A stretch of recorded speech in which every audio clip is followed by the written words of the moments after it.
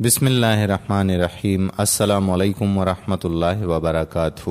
میرے پیارے بھائیوں اور میری محترم بہنوں، آج کی اس ویڈیو میں ہم چند باتیں بیٹی کے حوالے سے کرنا چاہتے ہیں۔ بیٹی اللہ پاک کی رحمت ہے، اس حوالے سے بات ہوگی، لیکن اس سے قبل آپ سے گزارش کرتے ہیں کہ آپ ہمارے یوٹیوب چینل پیارا اسلام کو سبسکرائب کر لیں اور بیل کے آئیکن کو بھی پریس کر لیں تاکہ یہاں پر اپلوڈ ہونے والی ہر ایک ویڈیو کا نوٹیفیکیشن آپ کو بر وقت مل جایا کرے۔ اللہ تعالیٰ نے اپنے پاک کلام قرآن کریم میں ارشاد فرمایا کہ آسمان اور زمین کی سلطنت و بادشاہت صرف اللہ کے لیے ہے۔ وہ جو چاہے پیدا کرتا ہے، جس کو چاہتا ہے بیٹیاں دیتا ہے اور جسے چاہتا ہے بیٹے دیتا ہے، اور جس کو چاہتا ہے بیٹے اور بیٹیاں دونوں عطا کرتا ہے، اور جس کو چاہتا ہے بانجھ کر دیتا ہے۔ اس کے ہاں نہ لڑکا پیدا ہوتا ہے اور نہ لڑکی پیدا ہوتی ہے، لاکھ کوشش کرے مگر اولاد نہیں ہوتی ہے۔ یہ سب اللہ تعالیٰ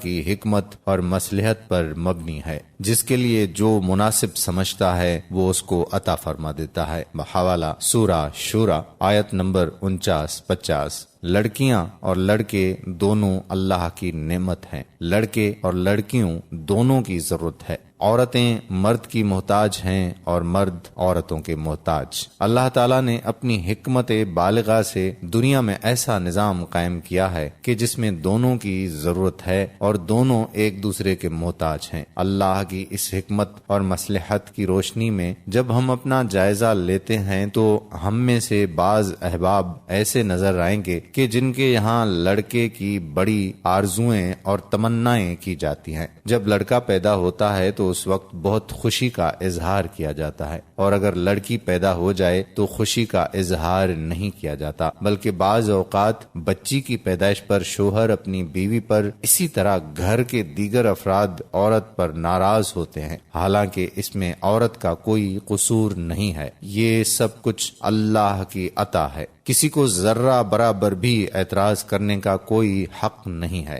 یاد رکھیں کہ لڑکیوں کو کم تر سمجھنا زمانہ جاہلیت کے کافروں کا عمل تھا، جیسا کہ اللہ تعالیٰ نے قرآن کریم میں ذکر فرمایا ہے، ان میں سے جب کسی کو لڑکی ہونے کی خبر دی جائے تو اس کا چہرہ سیاہ ہو جاتا ہے اور دل ہی دل میں گھٹنے لگتا ہے۔ خوب سن لو کہ وہ بہت برا فیصلہ کرتے ہیں۔ لہٰذا ہمیں بیٹی کے پیدا ہونے پر بھی یقیناً خوشی اور مسرت کا اظہار کرنا چاہیے۔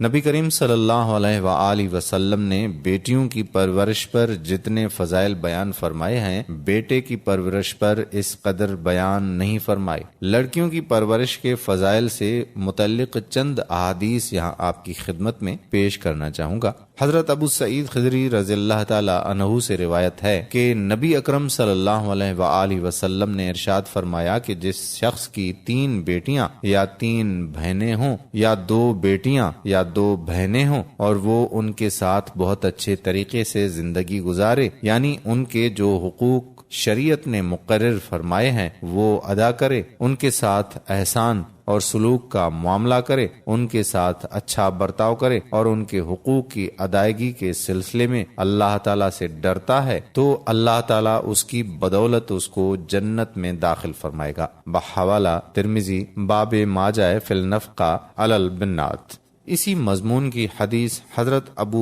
ہریرہ رضی اللہ تعالی عنہ سے بھی مروی ہے، مگر اس میں اتنا اضافہ ہے کہ آپ کے ارشاد فرمانے پر کسی نے سوال کیا کہ اگر کسی کی ایک بیٹی ہو تو کیا وہ اس ثواب عظیم سے محروم رہے گا؟ آپ نے ارشاد فرمایا کہ جو شخص ایک بیٹی کی اسی طرح پرورش کرے گا اس کے لیے بھی جنت ہے۔ بحوالہ اتحاف السادات المتقین۔ حضرت عائشہ رضی اللہ تعالی عنہا فرماتی ہیں کہ حضور اکرم صلی اللہ علیہ وآلہ وسلم نے ارشاد فرمایا کہ جس شخص پر لڑکیوں کی پرورش اور دیکھ بھال کی ذمہ داری ہو اور وہ اس کو صبر و تحمل سے انجام دے تو یہ لڑکیاں اس کے لیے جہنم سے آڑ بن جائیں گی۔ بحوالہ ترمذی۔ حضرت انس رضی اللہ تعالی عنہ سے روایت ہے کہ نبی اکرم صلی اللہ علیہ وآلہ وسلم نے ارشاد فرمایا کہ جس شخص کی 2 یا 3 بیٹیاں ہوں اور وہ ان کی اچھے انداز سے پرورش کرے اور جب شادی کے قابل ہو جائیں تو ان کی شادی کر دے تو میں اور وہ شخص جنت میں اس طرح داخل ہوں گے جس طرح یہ دونوں انگلیاں ملی ہوئی ہیں۔ بحوالہ ترمذی، باب ما جاء فی النفقہ علی البنات۔ حضرت عائشہ صدیقہ رضی اللہ تعالی عنہا سے ایک قصہ منقول ہے کہ وہ فرماتی ہیں کہ ایک خاتون میرے پاس آئی جس کے ساتھ اس کی 2 لڑکیاں تھیں۔ اس خاتون نے مجھ سے سوال کیا۔ اس وقت میرے پاس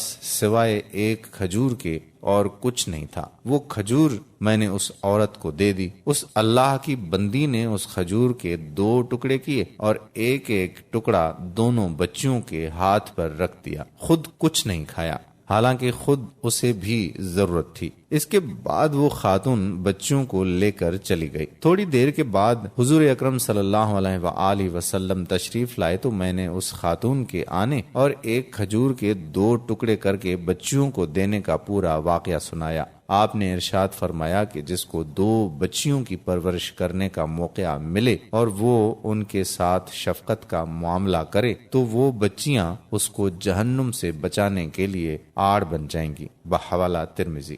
مذکورہ احادیث سے معلوم ہوا کہ لڑکیوں کی شریعت اسلامیہ کے مطابق تعلیم و تربیت اور پھر ان کی شادی کرنے پر اللہ تعالیٰ کی طرف سے 3 فضیلتیں حاصل ہوں گی: جہنم سے چھٹکارا، جنت میں داخلہ، حضور اکرم صلی اللہ علیہ وآلہ وسلم کے ساتھ جنت میں ہمراہی۔ قرآن کی آیات و دیگر احادیث کی روشنی میں یہ بات بڑے وثوق سے کہی جا سکتی ہے کہ شریعت اسلامیہ کے مطابق اولاد کی بہترین تعلیم و تربیت وہی کر سکتا ہے جو اللہ تعالیٰ سے ڈرتا ہو، جیسا کہ پہلی حدیث میں گزرا، ان کے حقوق کی ادائیگی کے سلسلے میں اللہ تعالیٰ سے ڈرتا ہے۔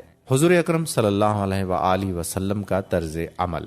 حضور اکرم صلی اللہ علیہ وآلہ وسلم کی 4 بیٹیاں تھیں: حضرت فاطمہ رضی اللہ تعالی عنہا، حضرت زینب رضی اللہ تعالی عنہا، حضرت رقیہ رضی اللہ تعالی عنہا اور حضرت ام کلثوم رضی اللہ تعالی عنہا۔ آپ صلی اللہ علیہ وآلہ وسلم اپنی 4 بیٹیوں سے بہت محبت فرماتے تھے۔ آپ صلی اللہ علیہ وآلہ وسلم کی 3 بیٹیوں کا انتقال آپ کی زندگی میں ہی ہو گیا۔ حضرت فاطمہ رضی اللہ تعالی عنہا کا انتقال آپ کے انتقال کے 6 ماہ بعد ہوا۔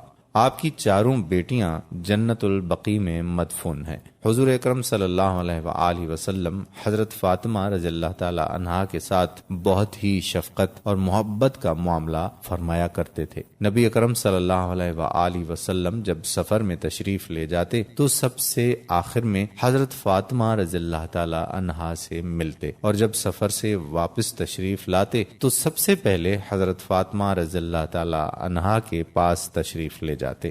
دوستو، جہاں تک محبت کا تعلق ہے تو اس کا تعلق دل سے ہے اور اس میں انسان کو اختیار نہیں ہے، اس لیے اس میں انسان برابری کرنے کا مکلف نہیں ہے، یعنی کسی ایک بچی یا بچے سے محبت زیادہ کر سکتا ہے، مگر اس محبت کا بہت زیادہ اظہار کرنا کہ جس سے دوسرے بچوں کو احساس ہو، یہ منع ہے۔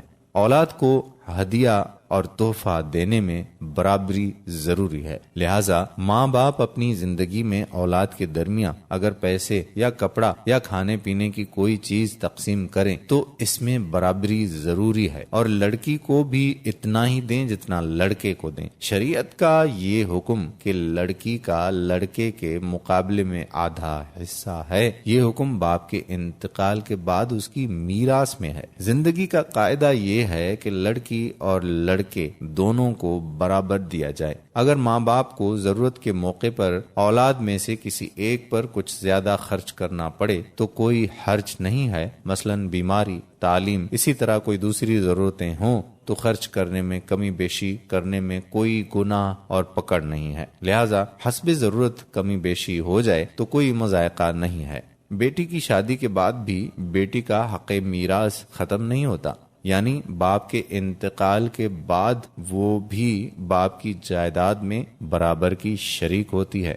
امید کرتے ہیں کہ ہماری آج کی یہ ویڈیو آپ کو ضرور پسند آئی ہوگی۔ پسندیدگی کا اظہار یہ ہے کہ آپ اس ویڈیو کو لائک کریں، اس ویڈیو کو شیئر کریں، نیچے دیے گئے کمنٹ باکس میں اپنے کمنٹس بھی تحریر کریں۔